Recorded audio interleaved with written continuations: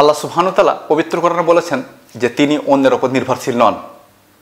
পবিত্র কোরআনে এও বলা হচ্ছে যে যদি তোমরা আল্লাহকে সাহায্য করো তাহলে আল্লাহ তোমাদেরকে সাহায্য করবেন। মানে এক জায়গায় তিনি বললেন যে তিনি অন্যের উপর নির্ভরশীল নন, আবার অন্যত্রে তিনি সাহায্য চাইছেন। তাহলে এই বক্তব্য দুটো কি একে অপরের বিরুদ্ধে চলে গেল না? অথচ পবিত্র কোরআন আল্লাহ সুবহানাহু ওয়া তাআলা বলেছেন যে পবিত্র কোরআনের কোনো বক্তব্য একটা অন্যটার বিরুদ্ধে যাবে না, কিন্তু এখানে আমরা দেখতে পেলাম সুস্পষ্টভাবে একটা বক্তব্য অন্য বক্তব্যের বিরুদ্ধে যাচ্ছে।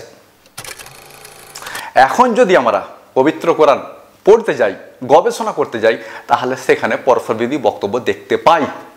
এর কারণ কি? এক, আল্লাহ সুবহানাহু ওয়া তাআলা মিথ্যা বলেছেন। দুই, আমাদের অনুবাদগুলোতে সমস্যা রয়েছে। এখন আপনাকে ঠিক করতে হবে যে আল্লাহ সুবহানাহু ওয়া তাআলা মিথ্যা বলেছেন নাকি আমাদের অনুবাদগুলোতে সমস্যা রয়েছে। যে কোনো একটা আপনাকে চুজ করতে হবে।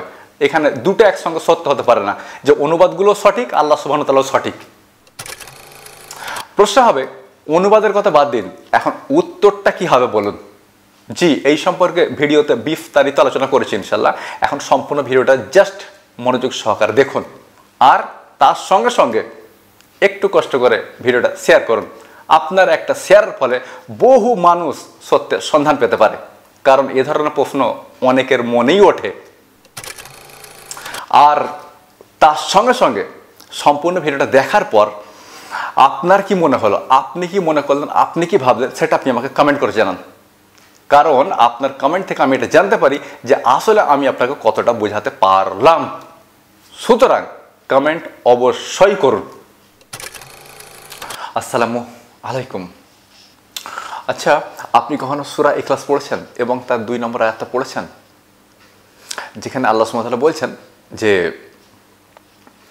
আল্লাহু সামাদ, তিনি কারো ওপর নির্ভরশীল নন।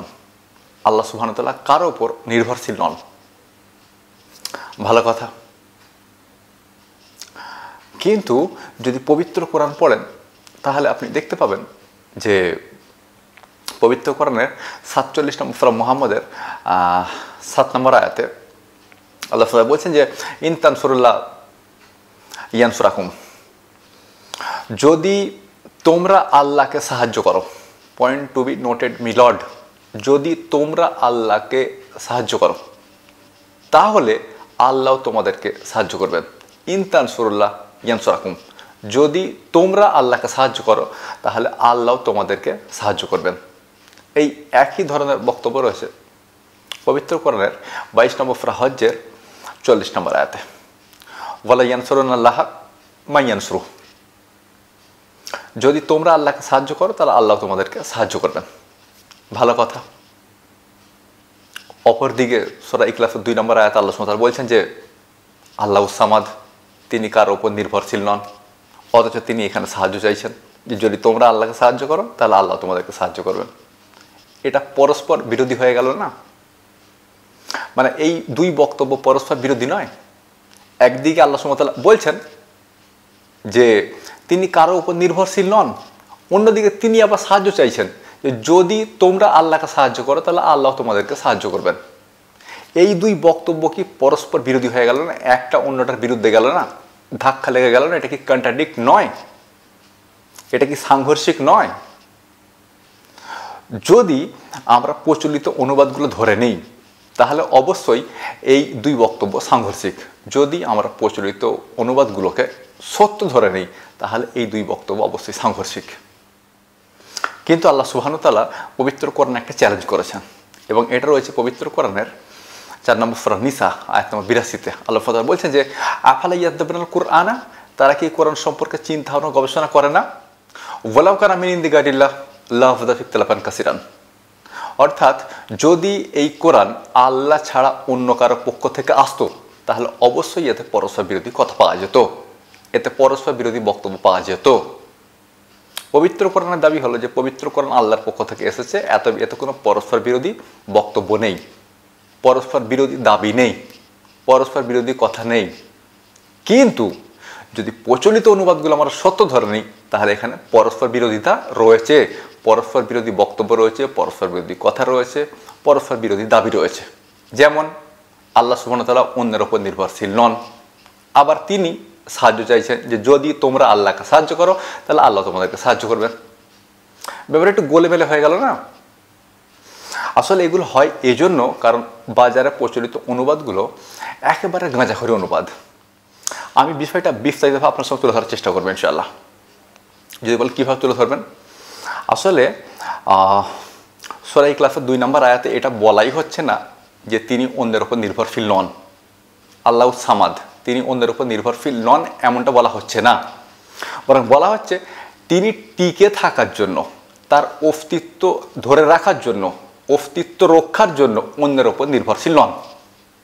তিনি টিকে থাকার জন্য, অস্তিত্ব রক্ষার জন্য, নিজের অস্তিত্ব ধরে রাখার জন্য অন্যের উপর নির্ভরশীল নন। যদি বল কীরকম, যেমন ধরুন আমরা নিজেদেরকে বাঁচিয়ে রাখার জন্য, নিজেদেরকে টিকিয়ে রাখার জন্য খাবার খেয়ে থাকি, মানে আমরা খাবারের ওপর নির্ভরশীল, খাবার না খেলে আমরা মারা যাব। কিন্তু আল্লাহ সুবহানাহু ওয়া তাআলা খাবার খান না। পবিত্র কোরআনে এটার উল্লেখ রয়েছে। এটা রয়েছে পবিত্র কোরআনের 6 নম্বর সূরা, সূরা আনাম আয়াত নম্বর 14। বলা হচ্ছে যে তিনি খাদ্য গ্রহণ করেন না, তিনি খাদ্য অন্যকে খাওয়ান, মানে তিনি অন্যদেরকে খাদ্যের যোগান দেন, তবে নিজে খাদ্য গ্রহণ করেন না। এছাড়াও আমরা বেঁচে থাকার জন্য আমাদের শারীরিক চাহিদা পূরণের প্রয়োজন রয়েছে, এজন্য আমাদেরকে বিয়ে করতে হয়। কিন্তু আল্লাহ সুবহানাহু ওয়া তাআলার শারীরিক চাহিদা নেই, এই জন্য তার সঙ্গী বা সঙ্গিনীও নেই। পবিত্র কোরআনের বিষয়টার উল্লেখ রয়েছে। এটা রয়েছে পবিত্র কোরআনের 6 নম্বর সূরা আনাম আয়াত নম্বর 101 এবং 72 নম্বর সূরা জিন আয়াত নম্বর সম্ভবত 3, মানে সূরা জিন আয়াত নম্বর 3। কি দারুণ, সূরা জিন আয়াত নম্বর 3। যাই হোক, এছাড়া আমরা বেঁচে থাকার জন্য আমাদের ঘুমের প্রয়োজন হয়, কিন্তু আল্লাহ সুবহানাহু ওয়া তাআলার ঘুমের প্রয়োজন হয় না। পবিত্র কোরআনে এটার উল্লেখ রয়েছে। পবিত্র কোরআনের 2 নম্বর সূরা বাকারা আয়াত নম্বর 255, যেটাকে আমরা আয়াতুল কুরসি বলে থাকি। এখানে বলা হচ্ছে যে আল্লাহ সুবহানাহু ওয়া তাআলার ঘুমের প্রয়োজন হয় না,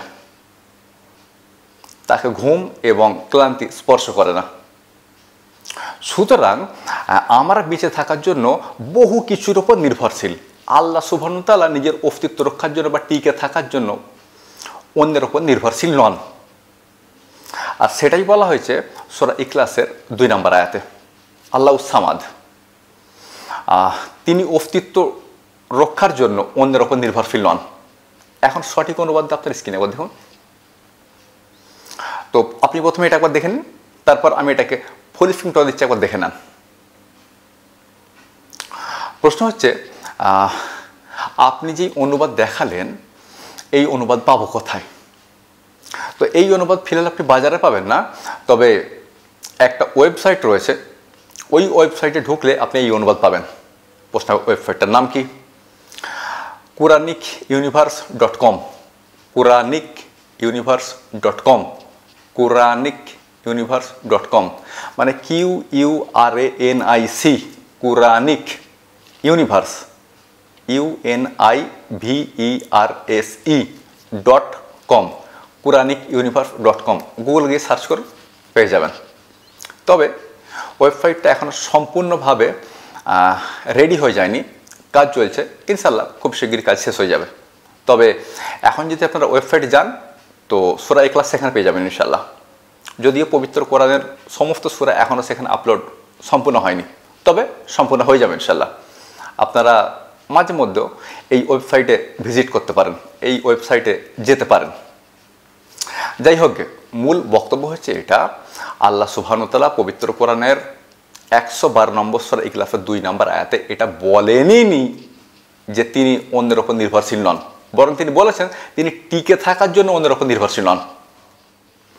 যাই হোক, পবিত্র কোরআনে কোনো পরস্পরবিরোধী বক্তব্য নেই, পবিত্র কোরআন পরস্পরবিরোধী বক্তব্য হতে মুক্ত। যদি কেউ প্রমাণ করতে পারে যে পবিত্র কোরআনে পরস্পরবিরোধী বক্তব্য রয়েছে, কমপক্ষে একটাও এমন বক্তব্য আছে যা একটা অন্যটার বিরুদ্ধে যায়, অর্থাৎ পরস্পর বিরোধী, তার মানে দাঁড়ালো পবিত্র কোরআন আল্লাহ সুবহানাহু ওয়া তাআলার পক্ষ থেকে নাজিলকৃত কিতাব নয়। কিন্তু আমরা জানি পবিত্র কোরআনে কোনো পরস্পরবিরোধী বক্তব্য নেই, এত পবিত্র কোরআনের দাবি সঠিক যে তাতে কোনো পরস্পরবিরোধী বক্তব্য নেই।